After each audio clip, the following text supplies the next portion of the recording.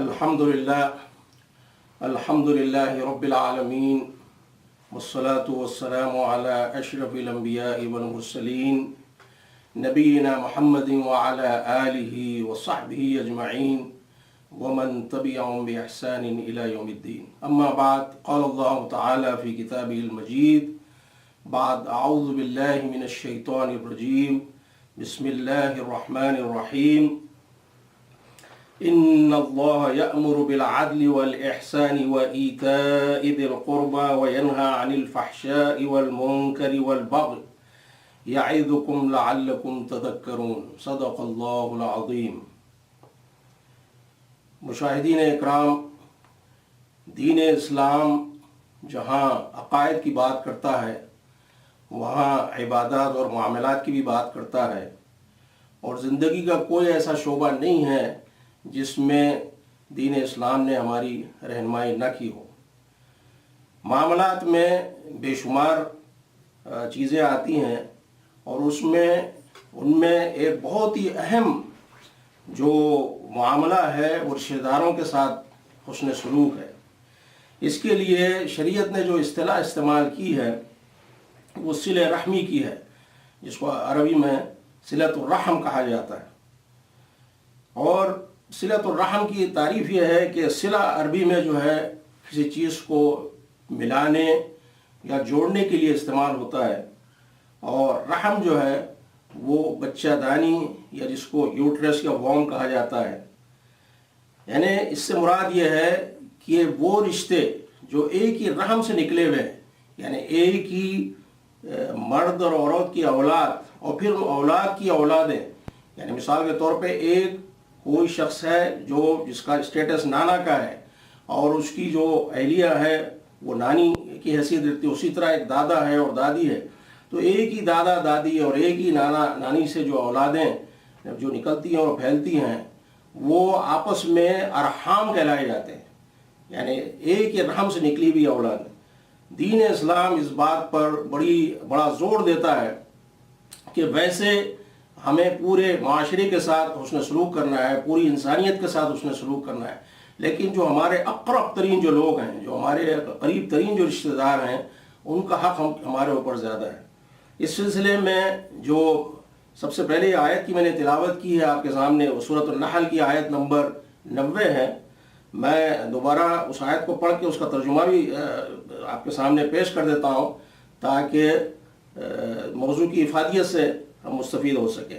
اللہ تعالیٰ فرما رہا ہے کہ ان اللہ یأمر بالعدل والاحسان وایتاء ذی القربى وینہی عن الفحشاء والمنکر والبغی یعظکم لعلکم تذکرون. یہ اس آیت کا ترجمہ یہ ہے کہ اللہ عدل اور احسان اور صلہ رحمی کا حکم دیتا ہے، اور بدی اور بے حیائی اور ظلم و زیادتی سے منع کرتا ہے. وہ تمہیں نصیحت کرتا ہے تاکہ تم سبق حاصل کرو. یہ بہت ہی اہم آیت ہے، اور اس کی اہمیت کے پیش نظر آپ نے اس چیز کو نوٹ کیا ہوگا کہ جمعے کے خطبے میں، ہر جمعے کے خطبے میں اس آیت کو دہرایا جاتا ہے. پوری دنیا کے جو ائمہ ہیں، مساجد ہوتے ہیں، اس آیت کے خطبے میں ضرور ذکر کرتے ہیں. اور اس میں اللہ تعالیٰ جن چیزوں کا حکم ہمیں دے رہا ہے اس میں صلہ رحمی جو ہے خاص طور پہ مذکور ہے. اور یہ قرآن مجید کی بے شمار آیات ہیں. اللہ تعالیٰ نے جہاں اپنی عبادت کا ذکر کیا ہے اس کے فوراً بعد جن کا ذکر کیا ہے وہ والدین ہیں، اور والدین کے بعد جو فوری طور پہ جن کا ذکر ہوا ہے وہ قرابت دار ہیں. اور اسی اہمیت کے پیش نظر بے شمار آیات ہیں قرآن مجید کی. ایک سورہ بقرہ میں اللہ تعالیٰ فرما رہا ہے کہ ویسے تو یہ موضوع ہے تحویل قبلہ کا، اور جب وہ مشرکین اور کفار بحث میں الجھے ہوئے تھے کہ مسلمانوں کا قبلہ جو ہے یہ کیوں تبدیل ہوا ہے، تو اللہ تعالیٰ جو ہے اس بحث کے جواب میں جو آیت اللہ تعالیٰ نے نازل کی ہے، جو بڑی مشہور آیت ہے سورہ بقرہ کی، آیت البر. اس میں اللہ تعالیٰ کیا فرما رہا ہے کہ بسم اللہ الرحمن الرحیم لیس البر ان تولوا وجوہکم قبل المشرق والمغرب ولكن البر من آمن باللہ والیوم الآخر والملائکة والکتاب والنبیین وآت المال على حبه ذوی القربى والیتامى والمساکین وابن السبیل والسائلین وفی الرقاب وأقام الصلاة وآت الزکاة والموفون بعهدهم إذا عاهدوا والصابرين في البأساء والضراء وحين البأس أولئك الذين صدقوا وأولئك هم المتقون۔ سورہ بقرہ کی آیت نمبر 177 ہے۔ اس کا ترجمہ یہ ہے کہ اللہ تعالیٰ نے فرمایا کہ نیکی یہ نہیں ہے کہ تم اپنے چہرے مشرق کی طرف کر لو یا مغرب کی طرف، بلکہ نیکی یہ ہے کہ آدمی اللہ کو اور یوم آخر اور ملائکہ کو اور اللہ کی نازل کی ہوئی کتاب اور اس کے پیغمبروں کو دل سے مانے، اور اللہ کی محبت میں اپنا دل پسند مال رشتہ داروں اور یتیموں پر، مسکینوں اور مسافروں پر، مدد کے لیے ہاتھ پھیلانے والوں پر اور غلاموں کی رہائی پر خرچ کرنے، نماز قائم کرنے اور زکوٰۃ دے۔ اور نیک وہ لوگ ہیں کہ جب عہد کریں تو اسے وفا کریں، اور تنگی اور مصیبت کے وقت میں اور حق و باطل کی جنگ میں صبر کریں۔ یہ ہیں راست باز لوگ اور یہی لوگ متقی ہیں۔ یہ قرآن مجید کی دوسری آیت ہے جو صلح رحمی کے متعلق اس میں اس کا ذکر کیا گیا ہے کہ اللہ تعالیٰ بتا رہا ہے کہ نیکی جو یہ نہیں ہے کہ آپ مشرق کی طرف اپنا رخ کرتے ہیں یا مغرب کی طرف، بلکہ جو اصل کرنے کے کام وہ یہ ہیں، اور اس کے اندر خاص طور پر رشتہ داروں کا ذکر کیا گیا۔ اسی طریقے سے فاسق کی تعریف کرتے ہوئے، یعنی اس کو ڈیفائن کرتے ہوئے اللہ تعالیٰ نے سورہ بقرہ میں آیت نمبر 27 میں کیا فرمایا کہ الذین ینقضون عہد اللہ من بعد میثاقہ ویقطعون ما امر اللہ بہ ان یوصل ویفسدون فی الارض اولئک هم الخاسرون۔ اس کا ترجمہ ہے کہ فاسق وہ لوگ ہیں کہ جو اللہ کے عہد کو مضبوط باندھ لینے کے بعد توڑ دیتے ہیں۔ اللہ نے جسے جوڑنے کا حکم دیا ہے، یعنی یہاں پر دیکھیں صلہ رحمی کی بات ہو رہی ہے، اللہ نے جسے جوڑنے کا حکم دیا ہے اسے کاٹتے ہیں اور زمین میں فساد برپا کرتے ہیں۔ حقیقت میں یہی لوگ نقصان اٹھانے والے ہیں۔ یہ قرآن مجید سے، اور اس طرح کی بے شمار آیات ہیں، چونکہ وقت کی کمی ہے اس لیے میں صرف چند آیات میں نے آپ کے سامنے پیش کی ہے۔ اسی طریقے سے صلہ رحمی کے معاملے میں سے متعلق نبی اکرم صلی اللہ علیہ وسلم کے چند اقوال زرین ہیں، وہ بھی آپ کے سامنے پیش کرنا چاہتا ہوں۔ سب سے پہلی حدیث، آپ صلی اللہ علیہ وسلم جب مکہ معظمہ سے مدینہ منورہ تشریف لے گئے، جب آپ نے ہجرت فرمائی، اور وہاں پر آپ نے جو صحابہ اکرام کو جو ہدایات دیں، ان میں ایک ہدایت یہ تھی کہ افشوا السلام، اطعموا الطعام وصلوا الارحام، کہ سلام کو عام کرو۔ دوسری چیز یہ ہے کہ لوگوں کو کھانے کھلاؤ۔ یہاں پر یہ نہیں ہے کہ صرف مساکین اور فقراء کو کھانا کھلائے، کھانا جنرل بات کی، اس کو جنرلائز کیا نبی اکرم صلی اللہ علیہ وسلم، اطعموا الطعام، کہ اپنے دوست احباب کو، اپنے رشتہ داروں کو، اپنے پڑوسیوں کو، اپنے جان پہچان کے لوگوں کو، ان سب کو کھانے کھلاؤ۔ وصلوا الارحام، اور ان کے علاوہ، اس نیکی کے علاوہ سب سے اہم چیز یہ ہے کہ اپنے جو ارحام ہیں، جو رحمی رشتے ہیں، جو ہمارے کزنز ہیں، جو ایک ہی نانا اور ایک ہی دادا کی اولاد ہیں، ان کے ساتھ آدمی صلہ رحمی کرے۔ یہ نبی اکرم صلی اللہ علیہ وسلم کی ہدایت تھی جو مدینہ منورہ میں آپ نے صحابہ اکرام کو اور اس وقت کی امت مسلمہ کا دیا، جو ظاہر قیامت تک کے لیے یہ اپلیکیبل ہے۔ اسی طریقے سے ایک اور حدیث جو طویل ہے، جس میں آپ صلی اللہ علیہ وسلم نے فرمایا کہ میرے رب نے مجھے 9 کاموں کا حکم دیا ہے، تو ان میں سے ایک چیز جس کا ذکر آپ نے خاص طور پر کیا وہ یہ ہے کہ وَأَنْ أَصِلَ مَنْ قَطَعَنِي، یعنی مجھے اس بات کا حکم دیا میرے رب نے کہ جو مجھ سے کٹے میں اس سے جڑوں۔ یہ خاص بات ہے کہ جو مجھ سے کٹے میں اس سے جڑوں۔ پھر اس کے علاوہ ایک اور حدیث ہے کہ رشتہ داروں کو صدقہ دینے کے معاملے میں کہ جو بھی آپ کی زکوٰۃ ہے یا صدقات ہیں وہ باہر آپ دے سکتے ہیں، لیکن سب سے زیادہ جو حق بنتا ہے وہ رشتہ داروں کا ہے۔ اس سلسلے میں آپ صلی اللہ علیہ وسلم کی حدیث سماعت فرمائیے کہ الصدقۃ علی المسکین صدقہ، یعنی جو صدقہ مسکین کو دیں گے وہ صرف صدقے کی حد تک ہے۔ وعلی ذوی الرحم ثنتان صدقۃ وصلۃ، اور جو تم اپنے رشتہ داروں کو صدقہ دو گے تو وہ دوہرا اجر ہے، ایک تو صدقہ دینے کا اجر ہے اور دوسرے صلہ رحمی کا ہے۔ تو خاص طور پہ ہمیں جب بھی ہم اپنی زکوٰۃ ادا کریں یا کچھ صدقات ہم دینا چاہتے ہیں تو اس بات کا ضرور خیال رکھیں نبی اکرم صلی اللہ علیہ وسلم کی اس حکم کی تعمیل میں کہ سب سے پہلے اپنے رشتہ داروں کو جو ہے ان تک یہ ان کی امانت کو پہنچائیں، وہ اگر اس کے مستحق ہیں، اور اس کے بعد پھر جو ہے جو معاشرے کے دوسرے افراد ہیں ان تک یہ صدقہ پہنچایا جائے۔ اسی طریقے سے ایک حدیث میں کسی نے سوال کیا نبی اکرم صلی اللہ علیہ وسلم سے کہ یا رسول اللہ صلی اللہ علیہ وسلم کہ سب سے بہترین صدقہ کون سا ہے، یعنی سب سے بہترین مال جو ہم اللہ کے راہ میں دیتے ہیں وہ کون سا ہے؟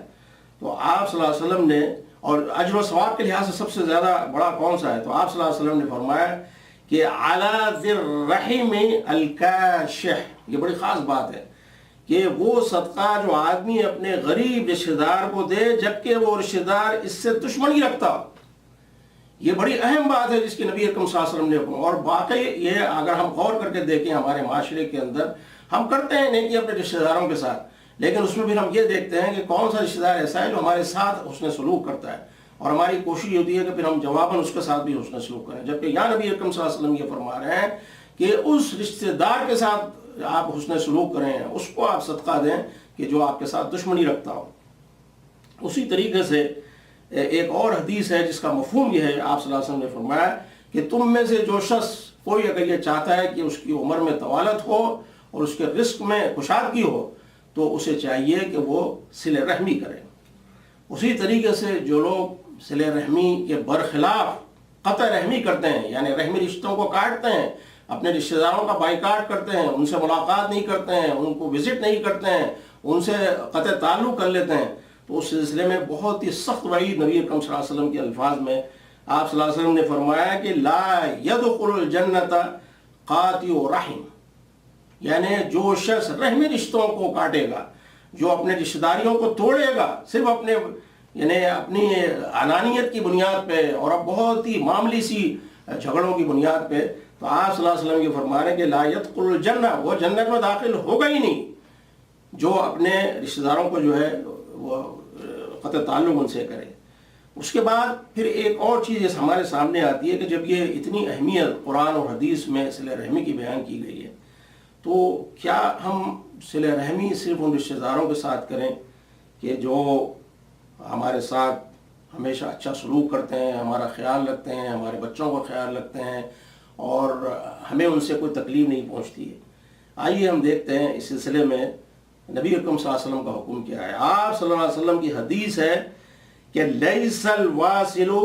بالمکافئ ولکن الواصل الذی اذا قطعت رحمہ وصل، یہ بخاری شریف کی حدیث ہے اور حضرت ابن عمر رضی اللہ عنہما اس کے راوی ہیں۔ اس کا ترجمہ یہ ہے کہ وہ شخص جو بدلے میں رشتہ داری کا لحاظ کرتا ہے وہ مکمل درجے کی صلہ رحمی کرنے والا نہیں ہے۔ کمال درجے کی صلہ رحمی یہ ہے کہ جب دوسرے رشتہ دار اس کے ساتھ بے تعلقی کریں تو یہ ان کے ساتھ اپنا تعلق جوڑیں اور ان کا حق ادا کریں۔ یعنی یہاں بھی اس بات کی تعلیم دی جا رہی ہے کہ آپ صرف یہ ذہن میں نہ رکھیں کہ میں اس رشتہ دار کے ساتھ حسن سلوک کروں گا جو میرے ساتھ حسن سلوک کرتا ہے۔ تو یہ اگر ہمارے سوچنے کا انداز ہو اور یہ اگر ہم اس انداز میں لوگوں کے ساتھ اپنے رشتہ داروں کے ساتھ معاملات کریں تو پھر یہ ایک بزنس ہے، یہ صلہ رحمی نہیں ہے بلکہ یہ ہمارے کمرشیل اخلاق ہیں، یہ کمرشیل ایتھکس ہیں کہ صاحب اس لیے ان کے ساتھ میں فلاں رشتہ دار کو میں اس لیے صدقہ دے رہا ہوں، یا میں فلاں سے اس لیے مل رہا ہوں، یا میں فلاں کے ساتھ اس لیے بھلائی کر رہا ہوں کہ وہ میرا خیال رکھتے ہیں، وہ میری بیوی کا خیال رکھتے ہیں، وہ میرے بچوں کا خیال رکھتے ہیں، وہ میرے ساتھ اس نے سلوک کرتے ہیں۔ تو یہ جو ہے یہ کمرشیل اخلاق ہے، یہ اسلامی اخلاق نہیں ہے، اور اسلامی اخلاق ہے۔ اب اسی طریقے سے ایک بہت ہی اہم واقعہ تاریخ اسلام میں جو اس سلسلے میں صلہ رحمی کے متعلق ہوا ہے وہ ہے سیدنا ابو بکر صدیق رضی اللہ تعالیٰ عنہ سے متعلق۔ جس طریقے سے آپ کے علم میں بات ہے واقع افک، وہ یہ تھا کہ حضرت عائشہ رضی اللہ عنہا جو ام المومنین ہیں ان پہ بہت ہی گھٹیا قسم کی تہمت لگائی گئی تھی، اور بعد میں اللہ تعالیٰ نے وہی کے ذریعے سے آپ کی برات کا اعلان کر دیا اور ماشاءاللہ آپ بری ہو گئی اس معاملے میں۔ لیکن اس وقت جن لوگوں نے آپ پہ یہ تہمت لگائی تھی اس میں تہمت لگانے والے منافقین تو تھے ہی، لیکن کچھ سادہ لوگ مومنین جو بڑے سیدھے سادے لوگ تھے بیچارے، وہ بھی اس جو ہے پروپیگنڈے کا شکار ہو گئے۔ ان میں ایک ایسا شخص بھی تھا جس کو حضرت سیدنا ابو بکر صدیق رضی اللہ عنہ بڑی پابندی سے اس کی مالی مدد کیا کرتے تھے، رشتہ دار ہونے کے ناطے صلہ رحمی کے جذبے سے۔ جب ان کو پتہ چلا کہ وہ شخص بھی جس کی آپ مدد کیا کرتے تھے، وہ بھی اس تہمت اور اس پروپیگنڈے کے اندر شامل ہے جو ان کے بیٹی کے خلاف ہو رہا تھا۔ اب ظاہر باپ ہونے کے ناطے ان کو بڑا شدید صدمہ پہنچا، اور اس کے بعد انہوں نے قسم کھا لی کہ اب میں اس کی جو مدد کرتا رہا ہوں، اب میں مدد میں نہیں کروں گا اور اس کی مدد میں بند کر دوں گا۔ اس پہ ملأ اعلیٰ سے وہی نازل ہوئی ہے، اور سورہ نور کی آیت نمبر 22 ہے، جس میں اللہ تعالیٰ کیا فرما رہا ہے؟ وَلَا يَأْتَلِ أُولُو الْفَضْلِ مِنْكُمْ وَالسَّعَةِ أَنْ يُؤْتُوا أُولِي الْقُرْبَى وَالْمَسَاكِينَ وَالْمُهَاجِرِينَ فِي سَبِيلِ اللَّهِ وَلْيَعْفُوا وَلْيَصْفَحُوا أَلَا تُحِبُّونَ أَنْ يَغْفِرَ اللَّهُ لَكُمْ وَاللَّهُ غَفُورٌ رَحِيمٌ۔ اس کا ترجمہ یہ ہے کہ جو تم میں صاحب حیثیت ہیں وہ اس بات کی قسم نہ کھائیں کہ وہ اپنے رشتہ داروں کو اور مساکین کو اور مہاجرین کو جو اللہ کے راستے میں جنہوں نے ہجرت کی ان کو وہ مدد کرنے سے وہ باز آ جائیں گے۔ اللہ تعالیٰ فرما رہا ہے کہ وَلْيَعْفُوا، اور معاف کرو انہیں، وَلْيَصْفَحُوا، اور درگزر کرو۔ أَلَا تُحِبُّونَ أَن يَغْفِرَ اللَّهُ لَكُمْ، یعنی کیا تم نہیں چاہتے کہ اللہ تعالیٰ تمہاری مغفرت کرے؟ یہ تو بڑا غور کرنے کی بات ہے۔ اللہ تعالیٰ ہم سے پوچھ رہا ہے کہ جس طرح تم یہ ایکسپیکٹ کرتے ہو، جس طرح تم یہ توقع کرتے ہو کہ اللہ تمہیں معاف کر دے، تمہارے گناہوں کو معاف کر دے، تو اسی طریقے سے تمہیں بھی چاہیے کہ اپنے رشتہ داروں سے جن سے غلطیاں سرزد ہو گئیں، دانستہ یا نادانستہ، تمہارا یہ ذمہ داری ہے، تمہارا یہ فریضہ بنتا ہے کہ اے ابو بکر، اب یہاں دیکھیں، اب کسی عام مسلمان سے یہ خطاب نہیں ہے۔ اللہ تعالیٰ ویسے تو یہ ساری آیت سارے مسلمانوں کے لیے، لیکن خاص اس کا جو شان نزول ہے وہ سیدنا ابو بکر صدیق، اور سیدنا ابو بکر صدیق رضی اللہ تعالیٰ کون ہے؟ افضل البشر بعد الانبیاء، یعنی انبیاء اکرام کے بعد سب سے افضل ترین شخصیت اس کائنات کے اندر جو ہے وہ ابو بکر صدیق ہے۔ ان کو حکم دیا جا رہا ہے، ابو بکر صدیق تمہاری شخصیت تو بڑی ایک آئیڈیل شخصیت ہے، اور یہ تمہاری شان کے خلاف ہے، اور یہ تمہیں عزیب نہیں دیتا ہے کہ تم اپنے رشتہ دار کی مدد بند کرو۔ حضرات، یہ الفاظ اور یہ آیات کا پڑھنا بڑا آسان ہے، لیکن جب بات عمل کی آتی ہے تو اس میں ہم بڑی آزمائش میں ہم کا شکار ہو جاتے ہیں۔ ہم بڑے کمزور ایمان کے لوگ ہیں، لیکن کوشش ہمیں کرنی چاہیے کہ جو قرآن مجید جو ہم سے مطالبہ کر رہا ہے، ہم اس کے تقاضوں کو پورا کریں، کہ ان رشتہ داروں کا خیال رکھیں کہ جن کے جو ہمارے ساتھ بدسلوکی کرتے ہیں یا جو ہمارے ساتھ حسن سلوک نہیں کرتے ہیں، ان کا ہم خاص طور پر جو ہے وہ خیال رکھیں۔ اسی طریقے سے اس سلسلے میں صلہ رحمی کے لیے ہم کیا کر سکتے ہیں؟ ایک عملی طور پہ جو اس کی شکلیں ہیں وہ یہ ہے کہ مختلف موقعوں پر ہم انہیں تحفے تحائف، جسے ہم گفٹ کہتے ہیں، کسی بھی گفٹ کی کوئی قیمت وہ نہیں ہوتی ہے۔ گفٹ 2-4 روپے کا بھی ہو سکتا ہے، 100-200 روپے کا بھی ہوتا ہے، ہزاروں کا بھی ہو سکتا ہے، یعنی یہ محبتوں کو بڑھاتا ہے۔ جس طرح نبی اکرم صلی اللہ علیہ وسلم نے فرمایا کہ تحادو تحابو، یعنی ایک دوسرے کو ہدیہ دیا کرو، اس سے محبتیں بڑھاؤ اپنی۔ تو ایک تو ہم مختلف موقعوں پر ان کو گفٹ دیں، مختلف بہانوں سے، بچہ ان کا کامیاب ہوا امتحان میں کوئی گفٹ دے دیا، بچے کی پیدائش پہ کوئی گفٹ دے دی، کوئی اور خوشی کا موقع آیا اس پہ کوئی گفٹ دے دیا۔ اسی طریقے سے خوشی اور غمی میں ان کی شرکت کریں، یہ ہمارا فریضہ بنتا ہے۔ اور جو اللہ تعالیٰ نبی اکرم صلی اللہ علیہ وسلم نے جو ایک مسلمان کے دوسرے مسلمان پر جو حقوق گنوائے ہیں، ان میں ایک یہ بھی ہے کہ ہم جو ہے کسی مسلمان کی میت پہ یا جب وہ اگر بیمار پڑے تو اس کی تیمارداری کے لیے ہر حال میں ہمیں اس کے ذریعے جو ہے شرکت کرنی چاہیے، اور اس کو احساس دلائیں کہ ہم تمہارے غم میں بھی شریک ہیں، ہم تمہاری خوشی میں بھی شریک ہیں۔ اسی طریقے سے زیارت کریں، زیارت سے مراد میرا وزٹ کریں رشتہ داروں کو۔ اب یہ نہیں ہے کہ بھئی فلاں رشتہ دار چونکہ وہ کئی مہینے ہو جاتے ہیں، کبھی ہمیں نہ ٹیلی فون کرتا ہے، نہ کبھی ہم سے ہماری خیر خیریت پوچھتا ہے، وہ کرے یا نہ کرے، ہمیں چاہیے کہ ون وے، یک طرفہ جو ہے ہم کوشش کریں کہ یہ، میں یہ نہیں کہتا کہ ہر روز یا ہر ہفتے، جب بھی ہمیں موقع ملے۔ ظاہر ہے بعضوں کے رشتہ دار ماشاءاللہ تعداد میں بہت زیادہ ہوتے ہیں، پھر محلے بہت دور ہوتے ہیں، لیکن یہ کہ جب بھی موقع ملے یہ ضرور ہم کوشش کریں کہ اپنے رشتہ داروں کو وزٹ کریں، اور نفرتوں کی جو دیواریں اگر خدا نخواستہ شیطان نے کھڑی کر دی ہیں مختلف باتوں کی وجہ سے، تو ان نفرتوں کو دیواروں کو گرائیں، اور اللہ تعالیٰ اور اس کے رسول صلی اللہ علیہ وسلم کے احکامات کو ذہن میں رکھیں۔ اسی طریقے سے اگر تھوڑا سا ہم غور کر کے دیکھیں کہ یہ جو اکثر ہمارے ساتھ ہوتا ہے کہ جی میں نے تو اپنے چچا کا مکمل بائیکاٹ کیا ہوا ہے، ماموں سے تو میں ملتا ہی نہیں ہوں، ساس بہو کو اپنے گھر بلانے کے لیے تیار نہیں ہے، بہو ساس سے ملنے کے لیے تیار نہیں ہے، بھائی سے جو ہے ملنے کے لیے تیار نہیں ہے، بہن بھائی سے یہ کیا ہے؟ اگر آپ تھوڑا سا غور کریں کہ بہت ہی معمولی سی باتوں کے لیے کہ جی فلاں وقت میں انہوں نے جو ہے وہ ہمیں جو ہے کوئی مبارکباد نہیں دی، انہوں نے ہمیں سلام نہیں کیا، وہ فلاں ہمارے پاس جو ہے وہ تقریب تھی اس میں وہ آئے نہیں، انہوں نے بہت ہی معمولی سی باتیں ہیں، اور اس کے اوپر ہم اپنے جو اللہ تعالیٰ کے بنائے ہوئے رشتے ہیں جس کا بار بار ہم نے اوپر ذکر پایا ہے، یہ رشتے دیکھیے جو جہاں تک دوستی کا تعلق، دوستوں کا تعلق ہوتا ہے، دوست ہم اپنے خیال سے، اپنے اختیار سے بناتے ہیں، جس سے ہمارا دل لگتا ہے اور جس سے یعنی ہم سمجھتے ہیں کہ یہ ہمارے لیے اس کی دوستی جو ہے مناسب رہے گی، تو اس کو ہم دوست بناتے ہیں۔ رشتہ دار ہماری چوائس کے مطابق نہیں ہوتے ہیں، رشتہ دار اللہ تعالیٰ کے دیے ہوئے ہوتے ہیں، تو ہماری کوشش یہ ہونی چاہیے کہ رشتہ دار چاہے وہ ہمارے ساتھ، اور یقیناً ہر خاندان کے اندر یہ حقیقت ہے، ہر خاندان کے اندر اچھے بھی ہوتے ہیں اور برے بھی ہوتے ہیں، ہر خاندان کے اندر، تو اچھوں کے ساتھ تو نیکی کرنا تو کوئی مشکل کام نہیں، وہ تو سبھی کرتے ہیں۔ کمال یہ ہے کہ ہم وہی جو آیت ہم نے اوپر بھی سنی ہے اس کی روشنی میں اور نبی کریم صلی اللہ علیہ وسلم کی تعلیمات کی روشنی میں ان رشتہ داروں کے ساتھ بہترین سلوک کریں جو ہمارے ساتھ حسن سلوک نہیں کرتے ہیں۔ اور ہم بات کرتے ہیں، اکثر آپ دیکھیں مذاکرے ہوتے ہیں، اخبارات میں مضامین لکھے جاتے ہیں، ٹی وی پہ ٹاک شو ہوتے ہیں، عالمی امن کی بات ہوتی ہے۔ عالمی امن کا انحصار جو ہے وہ عالم کی تو بہت دور کی بات ہے، ملکوں کی بات ہوتی ہے۔ ملکوں میں بھی آپ دیکھیں سب سے جو